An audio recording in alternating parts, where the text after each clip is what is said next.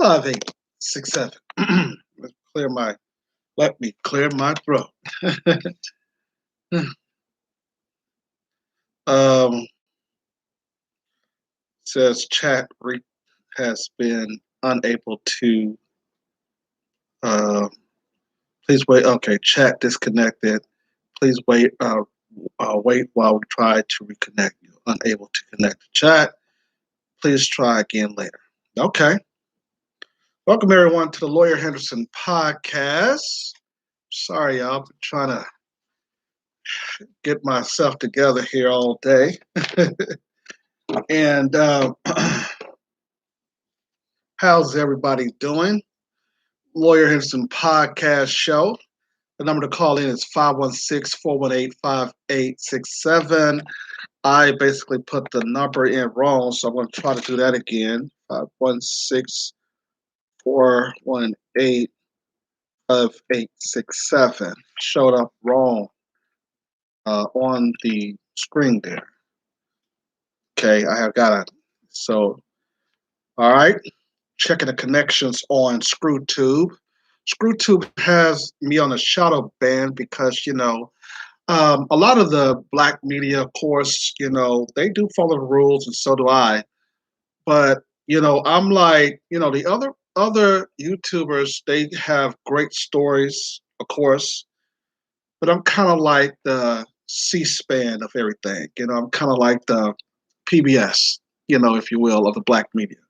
So, of course, people like the more entertaining style of reporting what the white supremacists are up to. So, um, but like I said, we welcome everybody and anybody to call us up. We don't basically shy away from any controversial situation.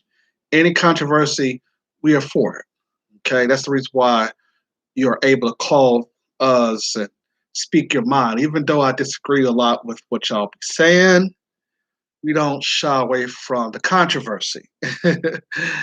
So today is an interesting topic, like always. We are talking about from slavery to civil rights to pulling up on the white supremacists. Why are we now losing our fear of white power? That's an interesting subject matter. You see, we had a lot of people selling wolf tickets. We even had people in our community selling wolf tickets. God must see y'all scared and stuff, man. See why y'all ain't showing up. Okay? So y'all want us to show up, and then we show up. Now y'all silent. Understand? We're pulling up on the white supremacists.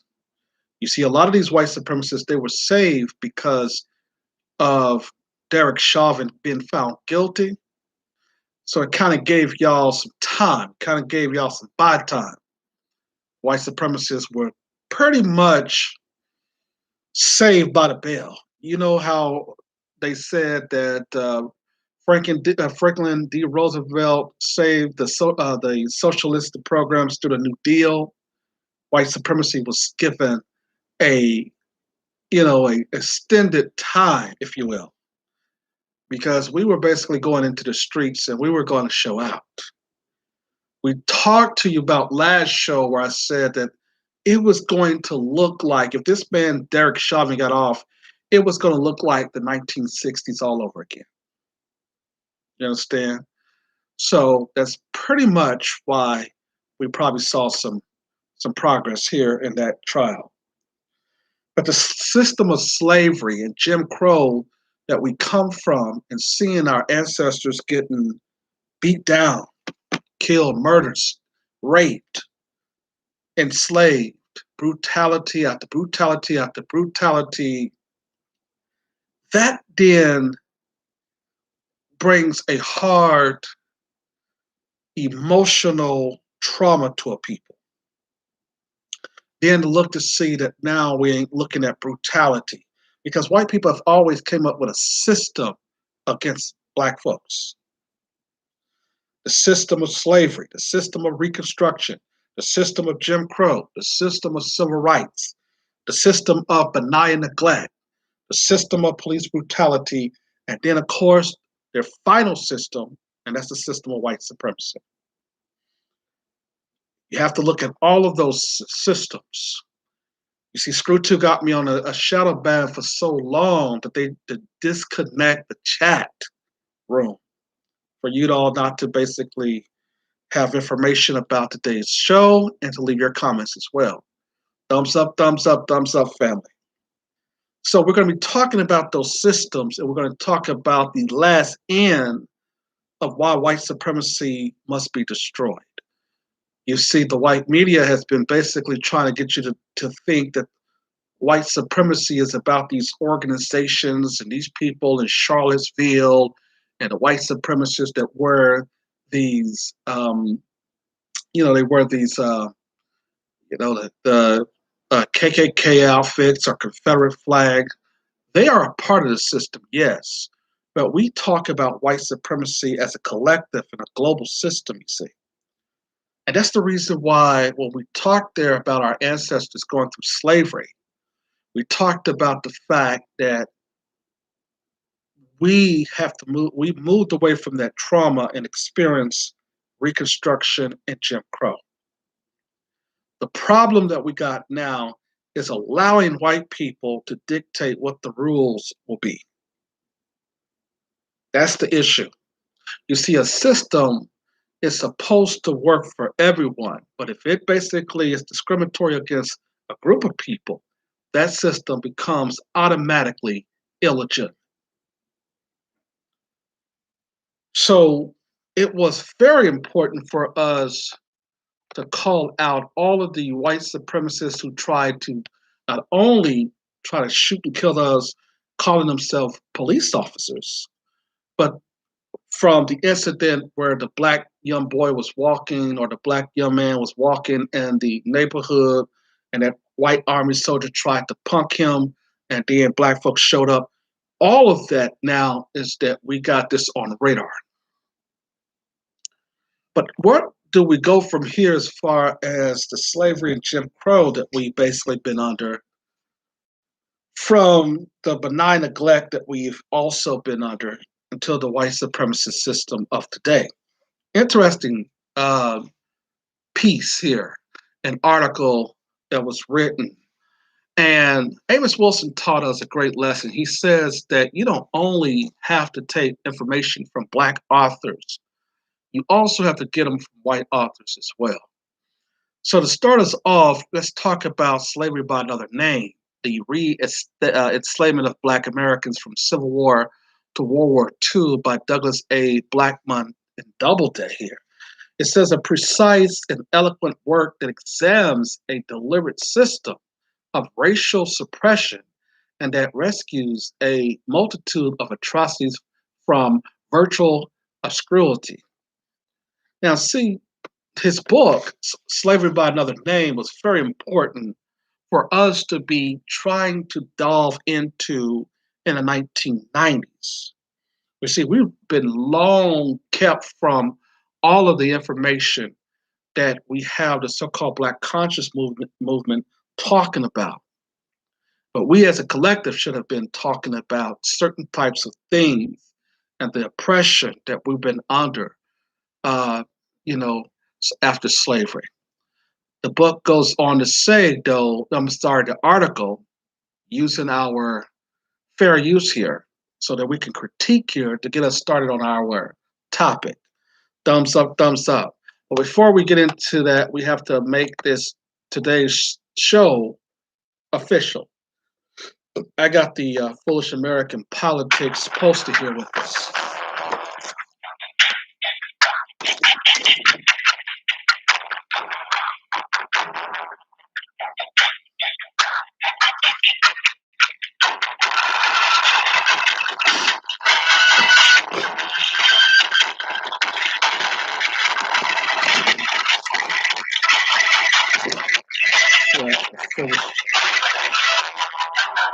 Thumbs up, like, share, subscribe. 516-418-5867. That's our book. Talking about this.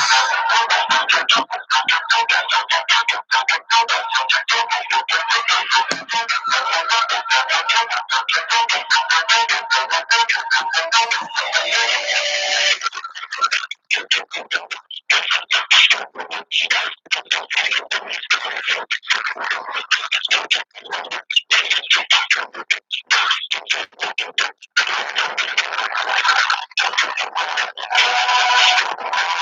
why is it that we believe that white supremacy is a system? Why do we basically believe into the system of white supremacy? But I want to start off what Douglas A. Blackman said. He says that the under the law enacted specifically to imitate blacks, tens of thousands of African Americans were arbitrarily arrested, hit with outrageous fines, and charged for the cost of their own arrests, with no means to pay these obscenable debts. Prisoners were sold as forced labor to the coal mines, lumber camps, brick yards, railroads, quarries, and farm plantations. Thousands of other African Americans were simply seized by Southern landowners and compelled into the years of involuntary servitude. Government officials leased falsely imprisoned blacks to small town entrepreneurs, provincial farmers, and dozens of corporations, including U.S. Steel, looking for cheap and abundant labor. Armies of free black men labored without compensation, was repeatedly bought and sold, and were forced through beating and physical torture to do the bidding of white masters for decades after the official abolition of American slavery. See, based on the vast record of original documents and personal narratives, Slavery by Another Name unearthed the lost stories of slaves and their descendants who journeyed into the freedom after the Emancipation Proclamation and then back into the shadow of involuntary servitude. It also reveals the story of those who fought unsuccessfully against the reemergence of human labor trafficking, modern companies that profit mostly from neo-slavery, the system's final demise in the 1940s, particularly or partly due to fears of enemy propaganda about American racial abuse at the beginning of World War II. Slavery by Another Name is moving, sovereign account of little-known crime against African Americans and the insidious legacy of racism that reverberates today. So we're looking at why the system have to always attack black people, because we're dealing with the system. We have often said and asked questions as to what kind of system that is appropriate for African Americans if we're going to replace this system with something from white supremacy to a system of justice, as Nellie Fuller taught us. But what would justice mean? What would justice look like in a system of our own? What kind of system would that be? You got to ask the question as to, if we're going to replace the system, what then will it be replaced with? Are you going to have police officers still? Are you going to have just kings and queens? Are you going to have societies where we just do what we want and everybody's shooting and killing each other? Are we going to have a society of lawlessness? So the system basically come in and say, well, here's the legitimate way for us to deal with what kind of social system that we're going to have in society. Yeah, this is going to be called the American society, and we're going to make sure that white people are always on top of black people, and all the rest of your minorities. Well, y'all going to come over here and enjoy all the fruits and labor of black folks' work. That's a system of white supremacy. That is the last and final system that we're going to have here in the end of white supremacy. Like I said, we went from slavery to Reconstruction to Jim Crow to civil rights to benign neglect to police brutality and now white supremacy. White supremacy, though, is more barbaric.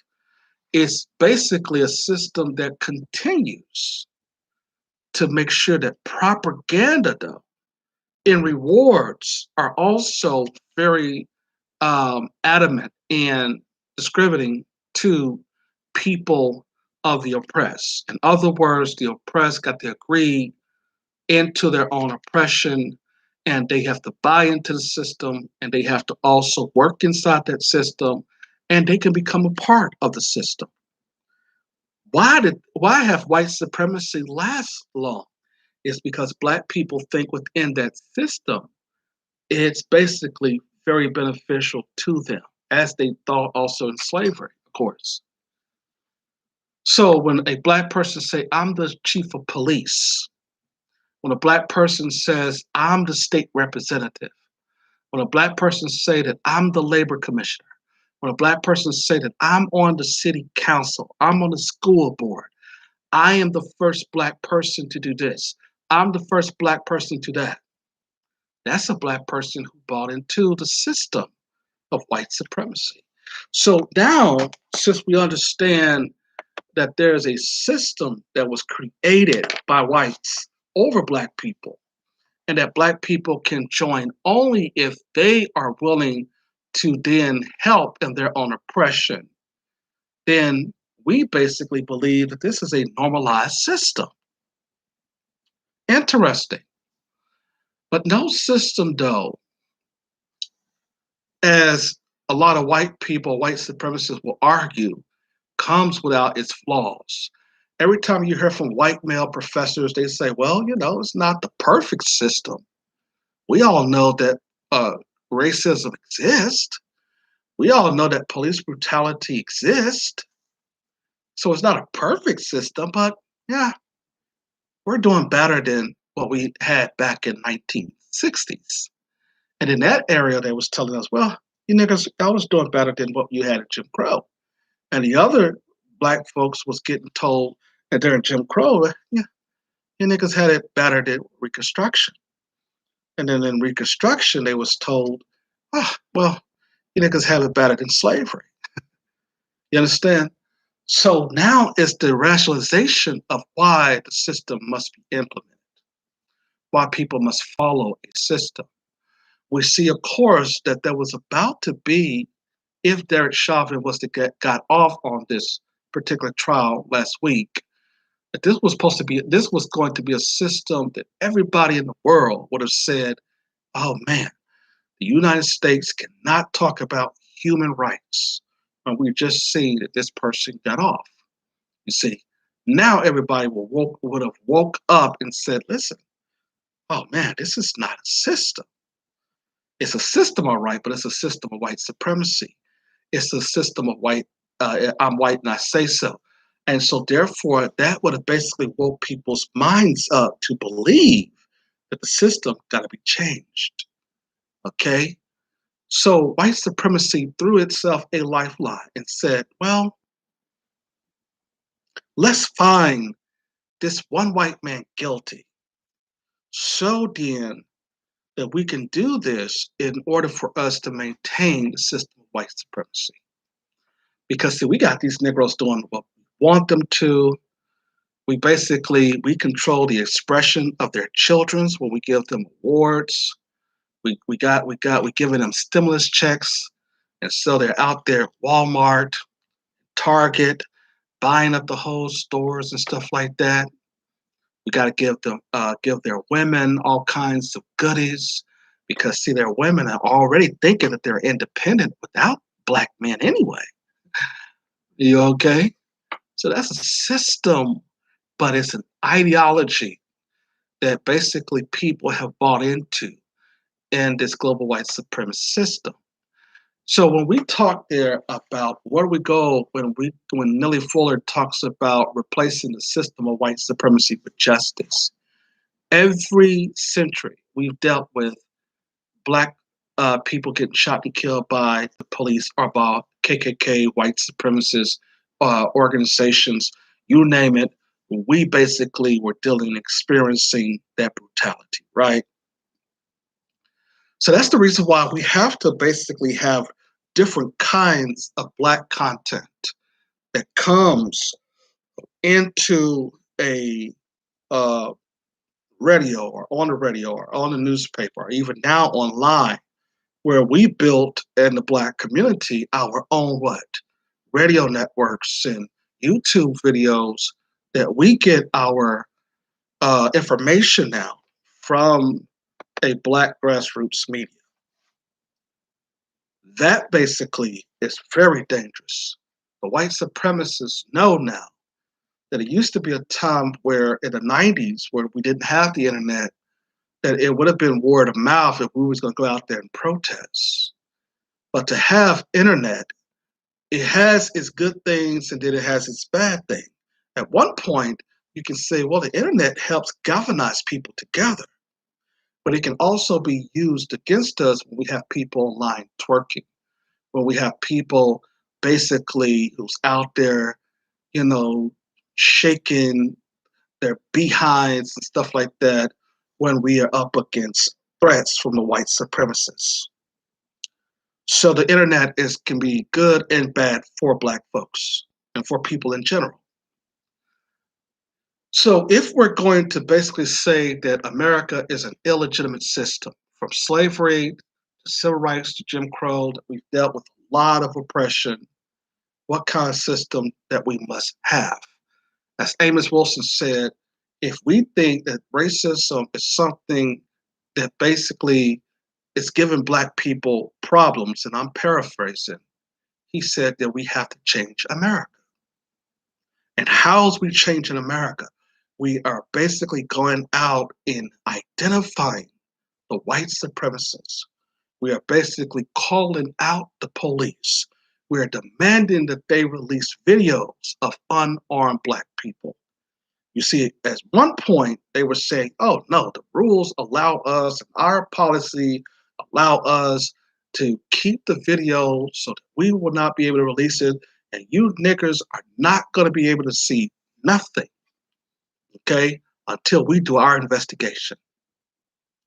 And now that we have Black folks showing up and then basically knocking down buildings and flipping over police cars and rallying and protesting and going out there and looting and doing all of this other stuff, the white supremacists and the police department now feel like they're illegitimate. And so they're scared now. So they have to constantly release their videos real quick. Wait a minute. At first, you were saying, nigger, we're not releasing anything with arrogance. Now you're having to release videos of these shootings real quick and try to white-splain what happened to keep what? The calm, keep pressure down, to let the people who are in the streets who are not afraid of you know that, hey, no, this was a legitimate shooting, okay? We told Ma'Khia Bryant to put down the gun. She was swinging, and we protect two girls, or this girl from getting, stabbed. And so now you see them in the white media only going and covering those kinds of situations right now. Whereas it says, see, Black person, we stopped you from getting shot and killed by what? Or who? Another Black person. Trying to then change the language around to suggest that the white supremacists are coming to save us in our neighborhood from other Black folks. That is also can be used as propaganda. But going on here, I'll come back to that if we have time. But moving on, you see, like I said just a minute ago, it used to be where the police said, we're not fit to release no videos. Now they're just pushing videos out. And look, she had a knife in her hand and blah, blah, blah, blah, and stuff like that going on. See, it used to be a time where the jurors or the grand jury was told and forbidden, you can't speak out about a case. That's the law. We went from that, and now the jurors saying, the hell with the law. You here lying to us as the district attorney. So it is in our right to do what? To tell the public what you said behind closed doors. Instead of you instructing these the as a DA, the charges that this officer can be found guilty of, you're saying that you can only charge him or found him guilty of wanton endangerment. Nuh-uh. The juries are doing what? They're coming out, they're speaking out, and they're saying, this is what the district attorney is saying. You understand? So we went from silence by grand juries to what? Runaway juries. Juries that basically can't wait till they leave in order to get now behind a camera and say, this is what happened inside this courthouse where the district attorney told us that we can only do this, that we cannot use other types of laws that will punish and give the police officers harsher penalties. You see that? Changing United States, changing the so-called rules of these white supremacists, and then replacing it what? With the rule of justice. That is what we're talking about here today on the podcast. 516-418-5867. Someone talk black to me. The same thing with this woman who killed Dante Wright.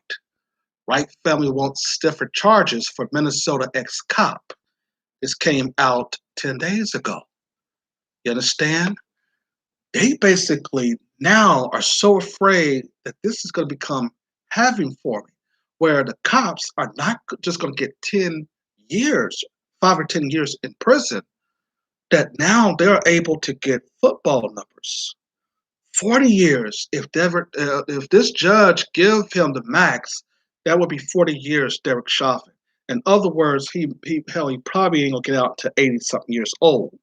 And he might be still alive at that point, or he might not be. You know, a lot of white folks, they live longer, you know, because the reason why is because we're eating bad food and we stay in the hospital listening to the film. That's the reason why we're being found, we're being killed, dying at 50 and 60 years old. But anyway, that's another story. But now Dante Wright family is demanding now that the charges be stiffer, just like that of Derek Chauvin.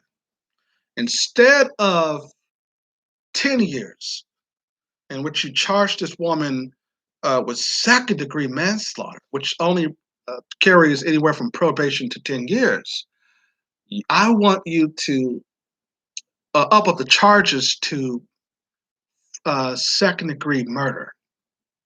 Okay. In the article from the Associated Press, it goes on to say here that Brooklyn Center of Minnesota, Dante Wright's family members joined with community leaders Thursday in calling for more serious charges against the white former police officer who fatally shot him, comparing her case to the murder charge brought against a black officer who killed a white woman in nearby Minneapolis. In fact, they're talking about Muhammad Noor, who basically got charged for killing the white woman that was from the European country. Former Brooklyn Center police officer Kim Potter was charged with second-degree manslaughter in Sunday's shooting of Wright, a 20-year-old black man during a traffic stop. The former police chief in Brooklyn Center, a majority non-white suburb, said Potter mistakenly fired her handgun when she meant to use her taser. Both the chief and Potter resigned Tuesday. This is the issue here. She's been on this force for 29 years.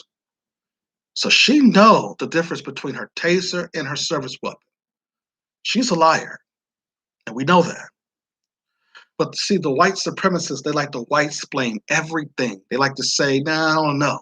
See, I see what's happening is that we're no longer settling for what the police is saying no more. See, we have caught them in so many lies and so much propaganda, okay, that it's crazy. I was also informed as I was coming on is that the police chief in Kanika Jenkins' case, he has, what I understand, got demoted. And I don't know what the inside issue is, but we now learning that she was killed by that security guard. We're going to try to do it like a little, and two lab techs that held her down in that freezer to get her thermos gland out. So we're going to be talking about a lot of this stuff here, man. We are basically, see, what we have to do is we have to create a website where Black people start submitting data of police violence, of police corruption, police officers who's engaging in all kinds of things.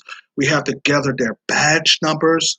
We have to start keeping records of police data and becoming our own investigative agency. So the white media cannot say, well, we don't have no information. Well, the Black media does because we have an investigative, agency or a nonprofit that keeps the data of these police officers when they involved in crimes. And through the Freedom and Information Act, we get data from what the so-called white supremacist government has, and we compile data about each police officers and what they're doing on the force as far as corruption, killing, and murder and violence against Black folks. You see, they don't like a system like that because now they can't justify any killings and murders no more. They have to white splain. They have to beg us now to believe them. And this was going to only get worse. Man, we're talking about the fact that if they are not going to succeed in this Asian propaganda, where Black people are, they claiming that Black people are killing people out here, the system will turn on the white supremacists real quick because they recognize that there's no history that Black people have any violence against Asians.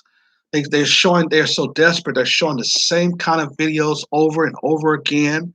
And what happens to a people when they get information just over and over again? You tell a lie so much, then people will start to what? Believe it.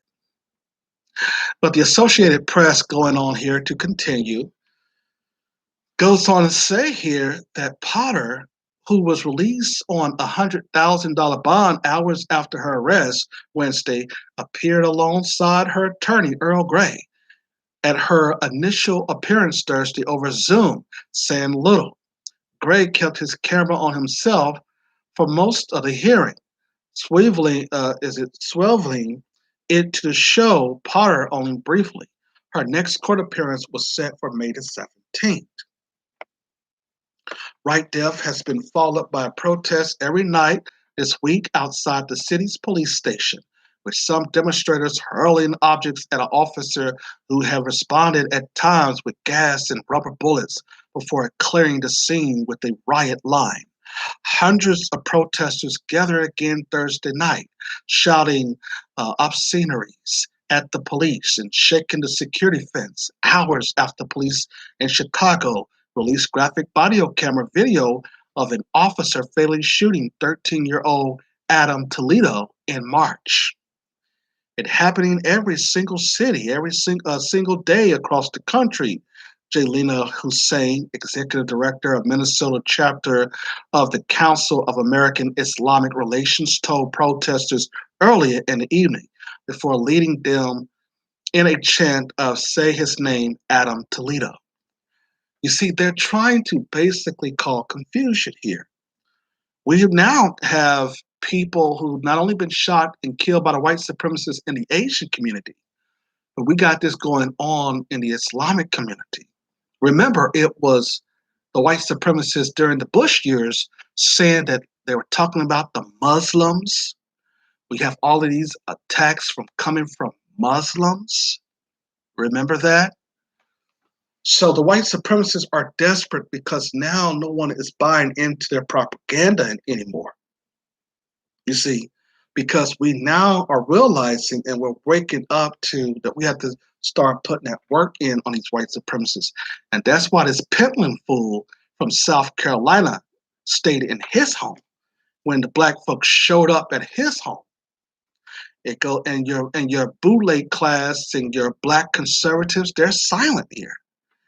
And there was another black dude, I think he was from the LGBT community. He got shot and killed. I mean, got shot 10 times. He survived, right? And you don't hear anything from the LGBT community because I think he was a gay guy.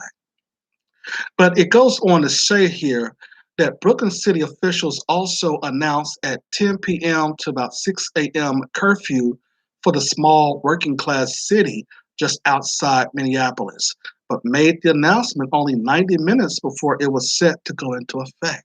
You see, right? Family members, like the protesters, say there's no excuse for the shooting. Unfortunately, there's never going to be justice for us, Wright mother Katie Wright said at a news conference Thursday.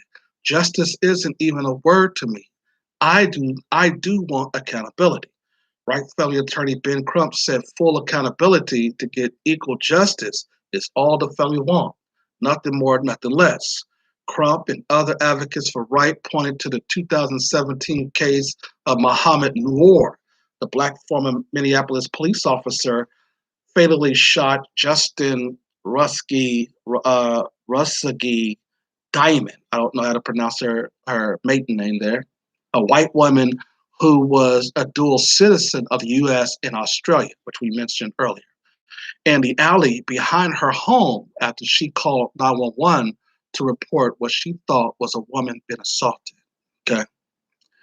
Nora was convicted of third-degree murder in addition to second-degree manslaughter and sentenced to 12 and a half years in prison.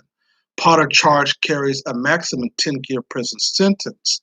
Intent is a necessary component of either charge. A key difference that third-degree murder requires someone to act with a deprived mind, a term that has been the subject of legal disputes, but including an act intimately dangerous to others performed without regard for human life.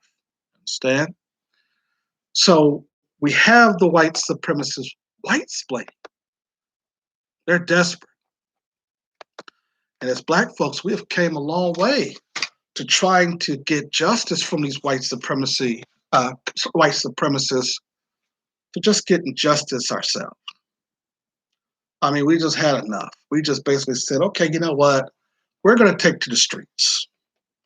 Okay? We even had people in our own community saying, oh, you niggas, y'all scared, and blah, blah, blah, blah, blah, blah, even though they're not doing nothing. Now that they see that we're actually out there in the faces of the white supremacists, they're quiet. Okay? These are black folks who is pretending like they're on our side. See, you can't have it both ways. The white supremacists like to have it both ways, and these bought and paid for bootleg Negroes, they wanted to have it both ways. 516-418-5867. Now, the ideal here is that we're talking about what happened to this 16-year-old girl fatally shot by police in Ohio. Remember, there have been people who are saying that the officer was justified. Now, keep in mind, I told you, like in last commentary on Thursday, you got a bunch of white men out there who swing knives at police and they never get shot and killed. Okay? The victim was identified late Tuesday as Micaiah Bryant. She was taken to the hospital in critical condition and pronounced dead just before 5:30 p.m. The Franklin County Children's Service said Bryant was a foster child under its care. Interim Police Chief Michael Woods identified the officer who shot Bryant as Nicholas Reardon during a press conference Wednesday. He has been with the department since December of 2019. On Wednesday, police shared 3 new videos from body camera footage of the incident released audio of two 911 calls police received from the scene. You understand? Footage from Reardon's body cam shows him exiting a police car and approach a scuffle between Bryant and two other girls. In a matter of seconds, the cop shoots at Bryant, who appears to have a knife in her hand. She lunged towards another girl. He fired what sounded like 4 shots. A second officer is seen rushing to her side after she fell to the ground. She had a knife. She just went at her. Redham is her saying into the footage. She's just a fucking kid. One bystander at the scene yelled after shots rang out. Okay? End quote. You see, we're allowing these race soldiers to pull up on our kids and shoot them down. And like I said last Thursday, this guy was a marksman in the military. So, because he's used to doing this. That's the reason why a lot of them like to come into the black community anyway to be police officers, because they're used to getting away with a lot of crimes in the military, and that criminal activity follow them on the street. So they become police officers, and they specifically wants to go into the black communities. A lot of white supremacists, these people who are these race soldiers, when they become police officers, they don't like going in the white community. They like coming in the black neighborhoods, because it is the black communities where they get a chance to then show their white supremacist attitudes, their murders, their violence, and their killings. You see, police brutality is a system, is one of the major components of white supremacy. And we're going to be reading your stories here on Twitter and what y'all said about police brutality here. Thumbs up, like, share, and subscribe. 516-418-5867. Now, Rashad Robertson, when it comes to police brutality, tweeted, Trayvon Free quoted James Baldwin while wearing a suit line with the name of those killed by police brutality in the United States. The most despicable thing that anyone can be indifferent to other people's pain. Tweeted that during the Oscars. The Cut, LSSC at John Batiste's talk, his new album protesting against police brutality and working with Quincy Jones. Kathleen Newman says that police officers are not an oppressed group. No one hates the police because of undue prejudice. It is because they're engaged in state-sanctioned violence against all the groups.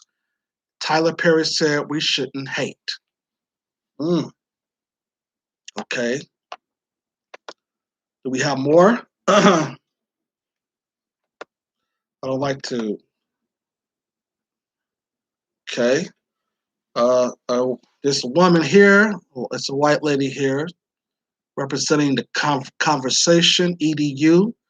George Floyd's death brought us attention to racism plus violence 30 years after the inquiry into the individual's death in custody.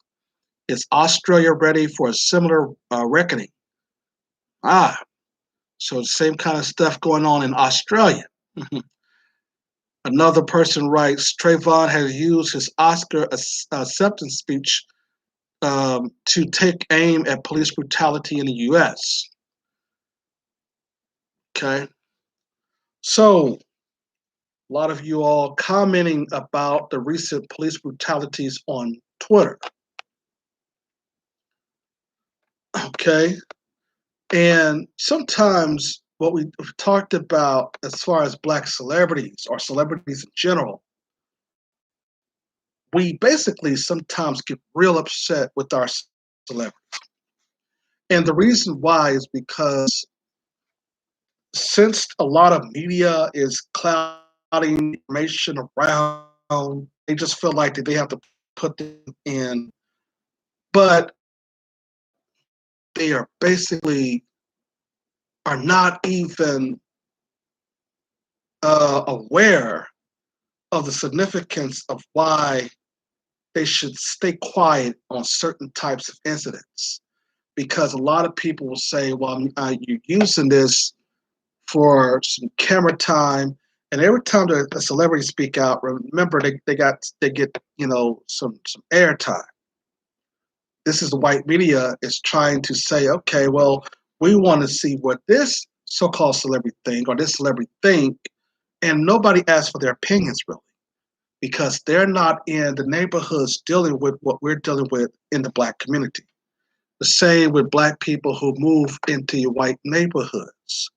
The same with white and black politicians. They don't understand the kind of issue that we go up against. Somebody talk black to me. The idea here is that they are off code as they want to be.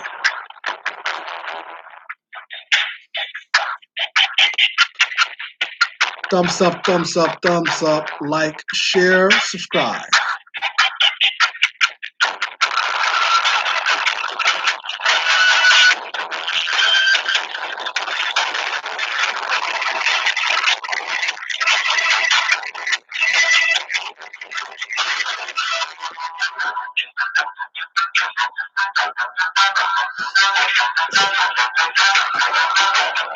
Like, share, subscribe.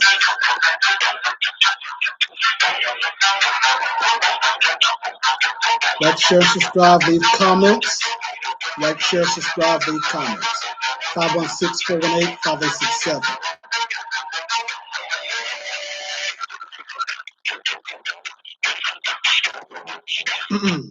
The topic from slavery to civil rights to pulling up on the white supremacists. We're back here on the Lawyer Henderson podcast show after our music break here. Thumbs up, like, share, and subscribe. We are also on Instagram, live Instagram. And we were basically on Blog Talk Radio, which is our national radio internet show. So we're on ScrewTube as well. Thumbs up, leave your chat. So the white supremacists are basically desperate now. They're going out making all kinds of mistakes. Why? Because they're desperate. Nobody basically is listening to them. Man, don't y'all know that the police union spent millions of dollars on Derek Chauvin's defense team, defense, in which no attorney really wanted to represent him, and they still lost, and they're upset that not only have they lost this money, but the state is going to take everything that Derek Chauvin have. Of course, his wife is up. Excuse me. His wife left him, of course, and he has nothing. Of course, after, in a sense of him doing 40 years in prison, if that's what the judge is going to give him, he has nothing really. But we have to still also watch these judges because they like to basically play games with this too. Okay? So now the children of today will basically analyze what we learned, what we went through during slavery, or what our ancestors went through, what we've gone through in the civil rights generation. See, the problem with the civil rights generation is that they are no longer attached to the younger generation. There is a detachment from them. Even though certain things that they do does help, it does influence, and I'll give them that, but there's a huge detachment from the civil rights generation to us who are actually saying, well, the hell what y'all talking about? We're going to pull up on the white supremacists. We're going to their homes. You see, they showed on Entertainment Tonight, I think it was, Inside Edition, where they were boarding up Kim Potter's home after she moved out. And the city spent a lot of money on boarding it up. I think it was $9,000, and they tried to get the money back. And they're like, well, who's going to basically pay back the money for us doing this, even though, despite the fact that the Potters have already moved out? You see, that's how white supremacy do. They control. They not only control the system, but they also protect their own. It's black folks who basically you got to say, listen, the white supremacists are desperate. They're trying to kill us all. And you always got some Negro, some black chick out there either twerking or talking about, see, we our own worst enemy. See, we our own worst enemy. That's beside the point. We're talking about these white supremacists right now. So people are being educated now to saying that the civil rights movement and all this other stuff is not working.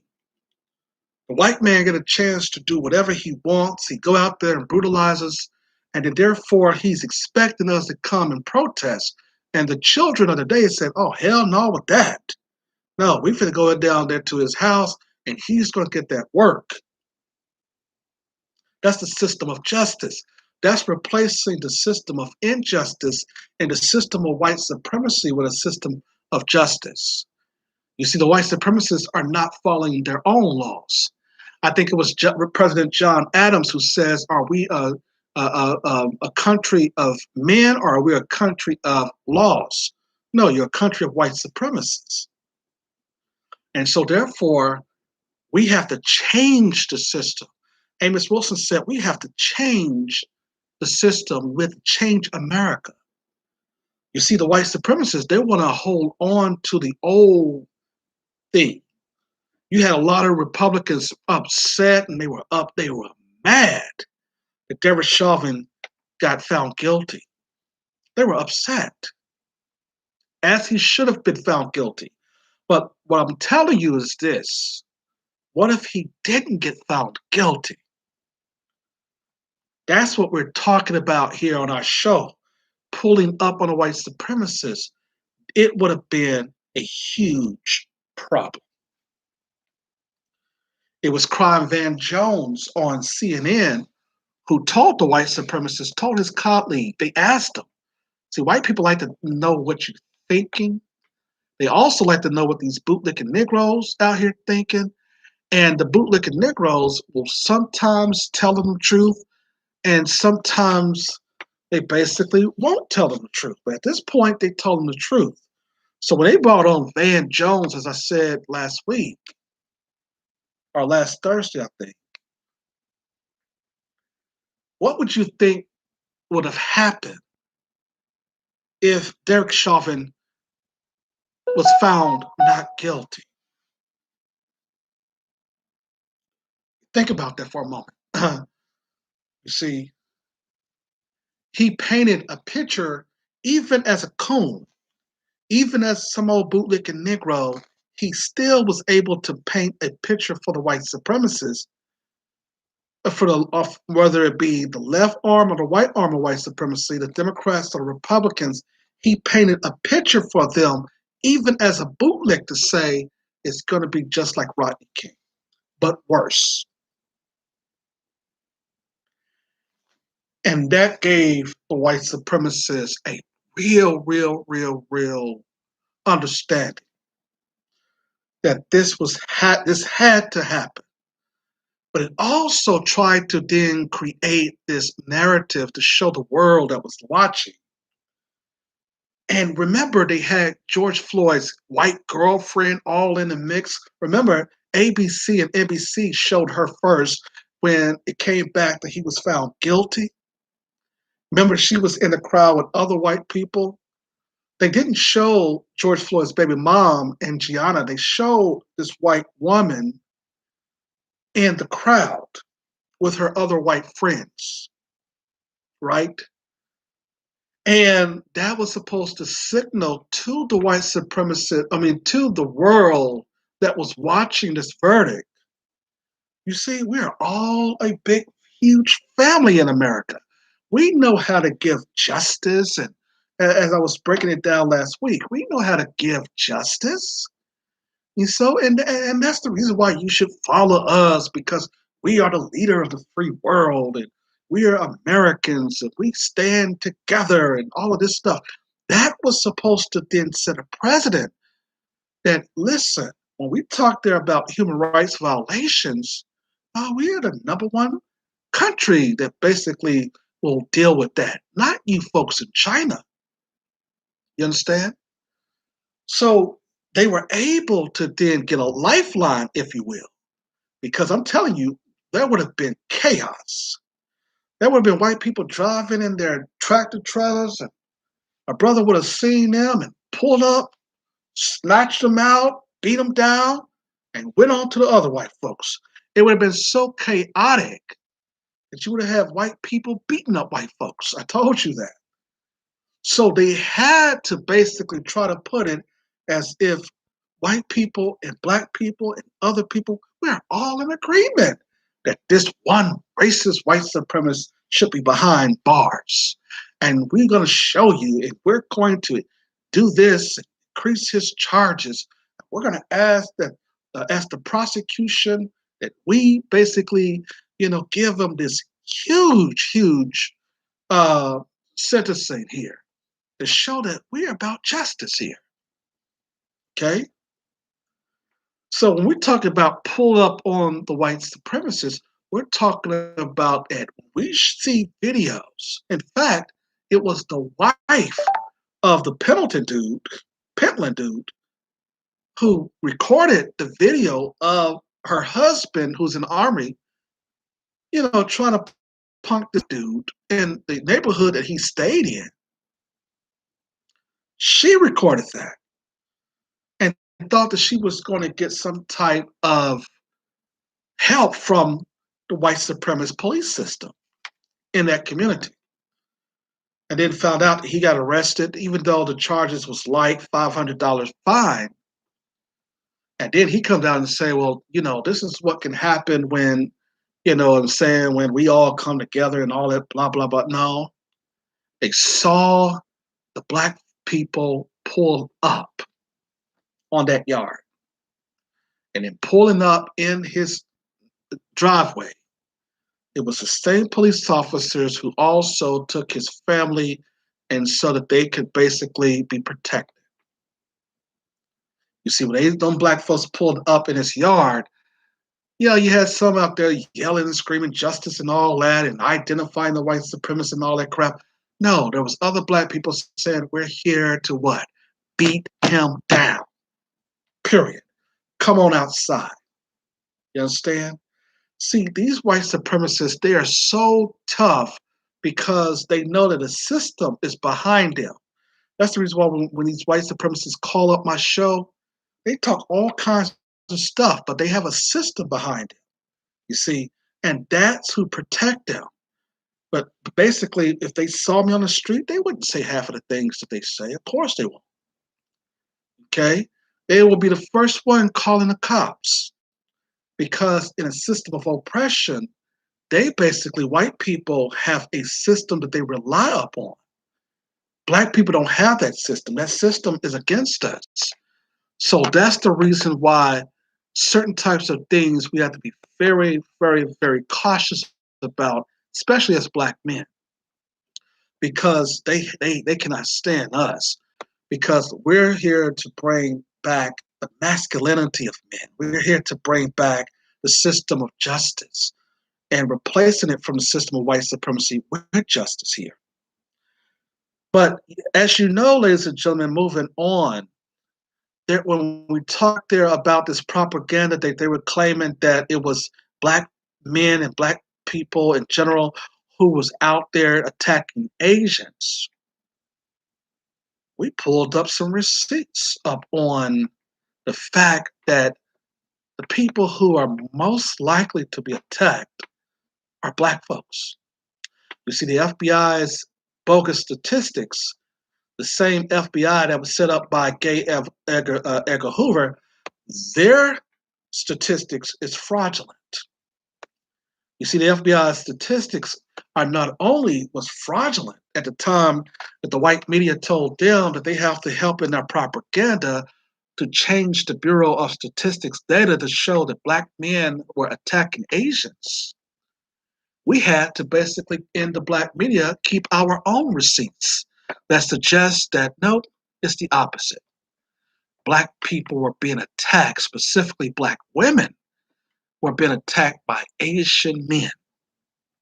It shows, of course, in our own independent studies that found that black men and boys are more likely to be shot and killed by the police than any other race of men in the history of this society. That's not basically a argument of whether or not, as far as being argumentative about the subject matter, that is the truth.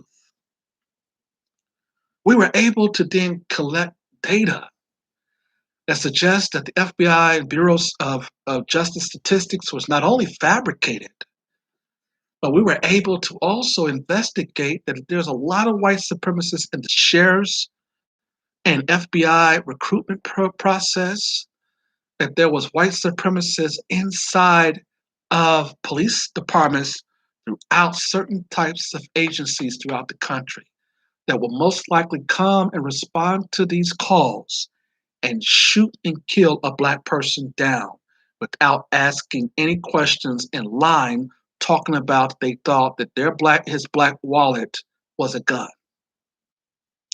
You see, these people basically have to white explain so much stuff that they continue to lie and are desperate because they're falling. Their numbers are falling. We're in the last and final stages of white supremacy. Of course, you're going to make up lies. You're going to become desperate.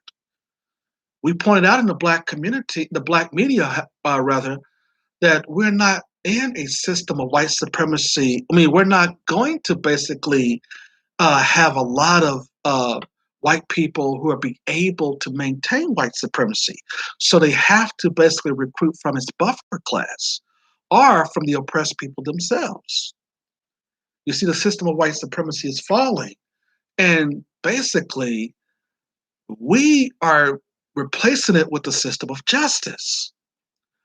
In about 2045, 2050, you're going to have way more black people and Hispanics and others in offices than white folks combined. That's going to be a problem for them.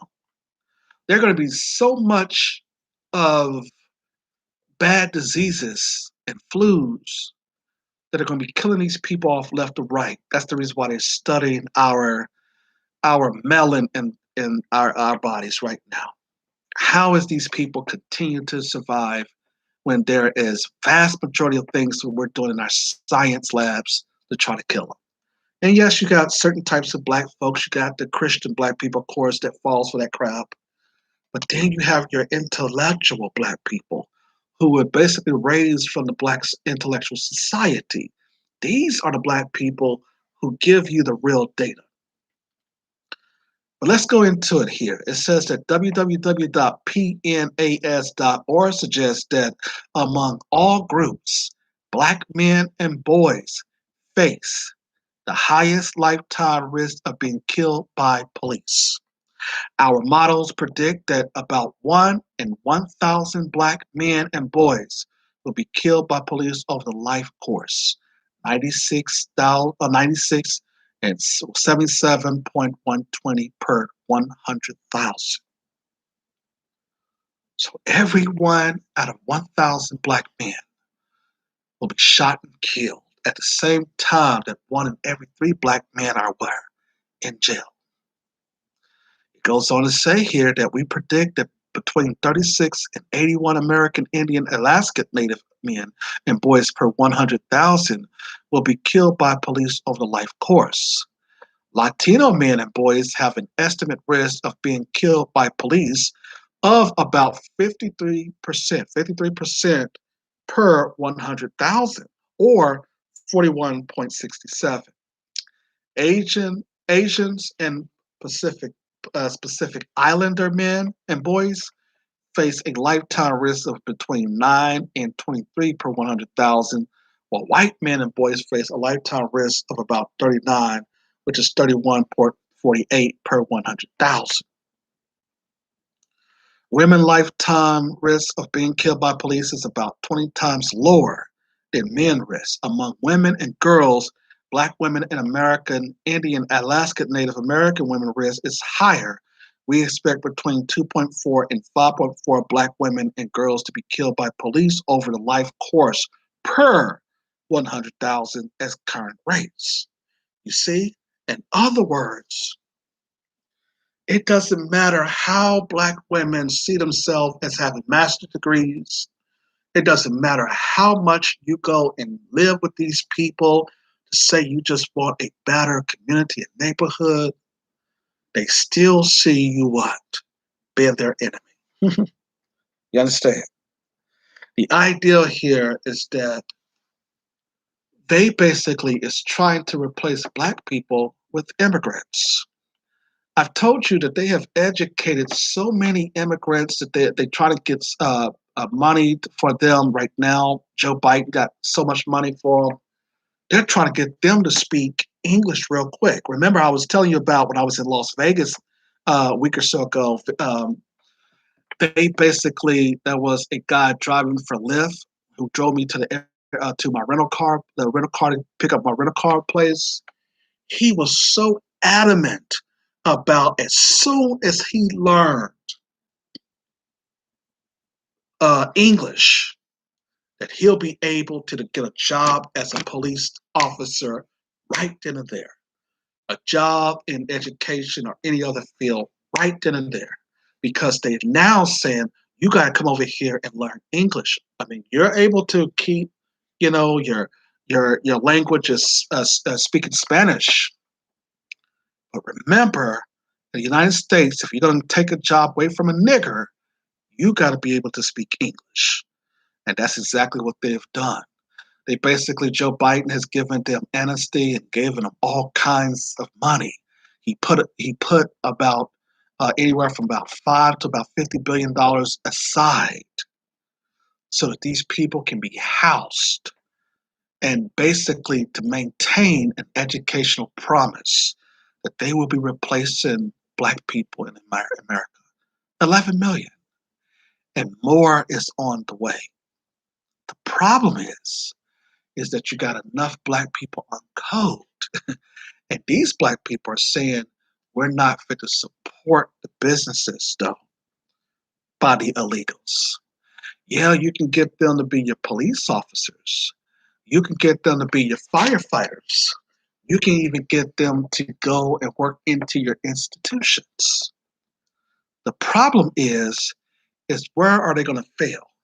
They're going to fail at not being able to get the college degrees as much as you would like them to over Black people, specifically Black women, who are the educated population in the country right here. You understand?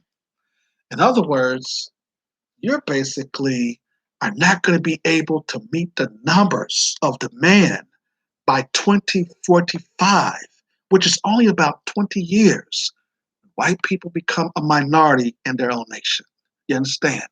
In other words, you're going to be forced to then basically allow or making sure that Black people also get the jobs constantly and consistently at the time that Black men are becoming now very smart and intelligent, where we are now moving towards now forcing you to give us loans for business and becoming high valued men.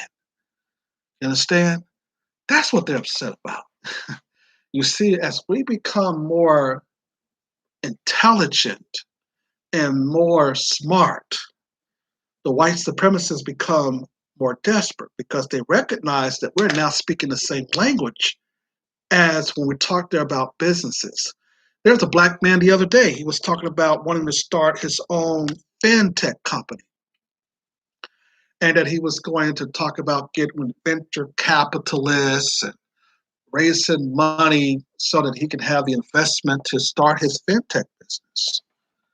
Understand? In other words, that we're beating you white supremacists at your own game here. We've had for decades been stopping us, trying to kill us in the streets, trying to say that we basically are not fit for work.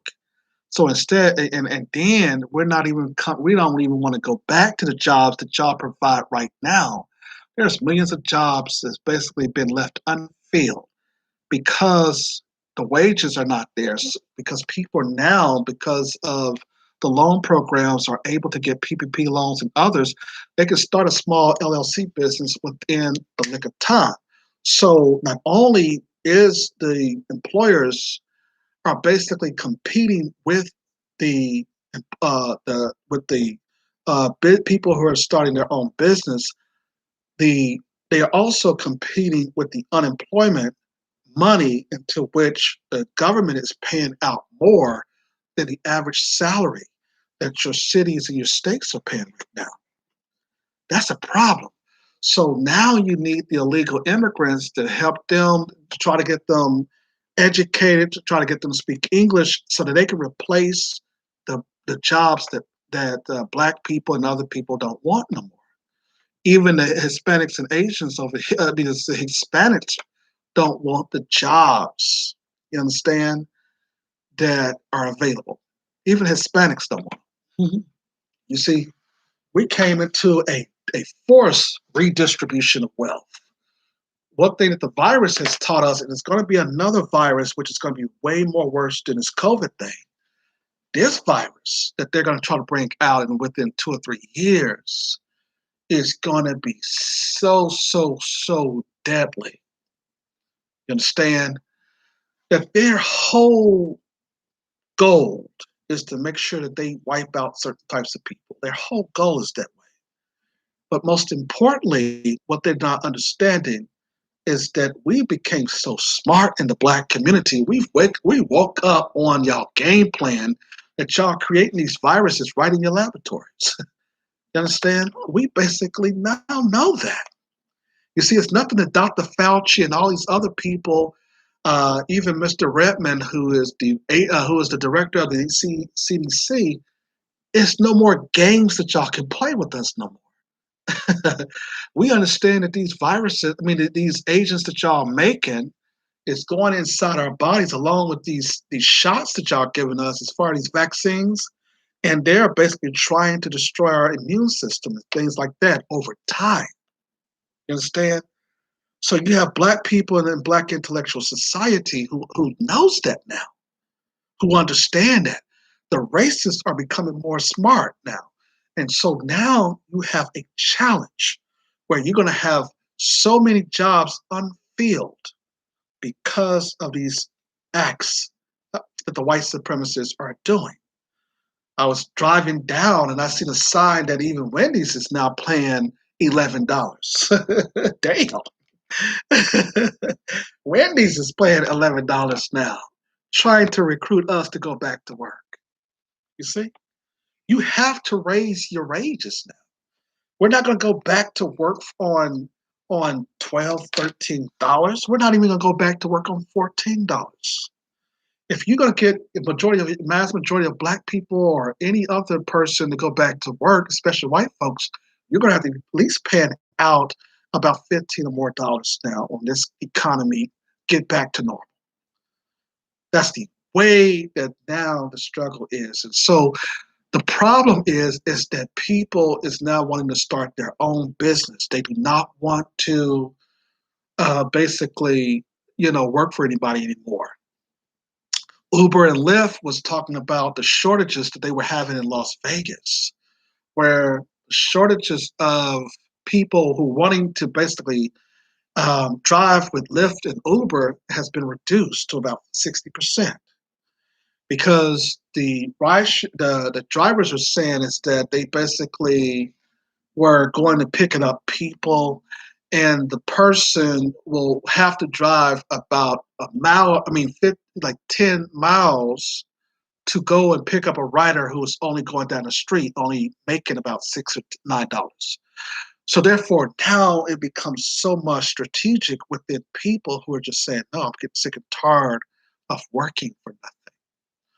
How globalization and redistributive wealth now is basically could be balanced.